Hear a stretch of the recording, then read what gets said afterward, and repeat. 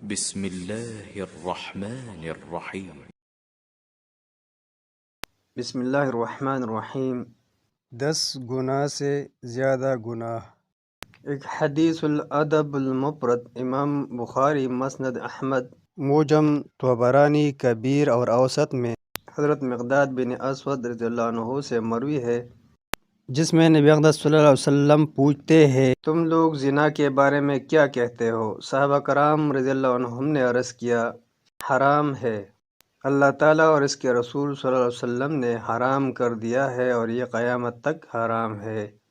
تب نبی اقدس صلی اللہ علیہ وسلم نے صحابہ کرام رضی اللہ عنہم سے فرمایا کہ مسلمان شخص اگر 10 عورتوں سے زنا کرے تو اس سے ہلکا اور آسان ہے کہ وہ اپنی پڑوسی کی بیوی سے زنا کرے۔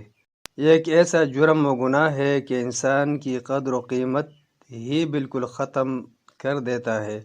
چنانچہ صحیح بخاری و مسلم، ابو داؤد و نسائی، ابن ماجہ و مسند احمد، موطا امام مالک، مصنف ابن ابی شیبہ، ابن الجارود، مسند طیالسی اور سنن کبریٰ بحیقی اور معارفۃ السنن والآثار میں حضرت ابو ہریرہ رضی اللہ عنہ اور زید بن خالد سے مروی ارشاد نبی صلی اللہ علیہ وسلم ہے، اگر تم میں سے کسی کی کنیز زنا کا ارتکاب کرے اور اس کے زنا کا پتہ چل جائے تو اسے کوڑے مارے جائے، اور کوڑے مارنے کے بعد اسے موقع بموقع جھڑکتے نہ رہا جائے۔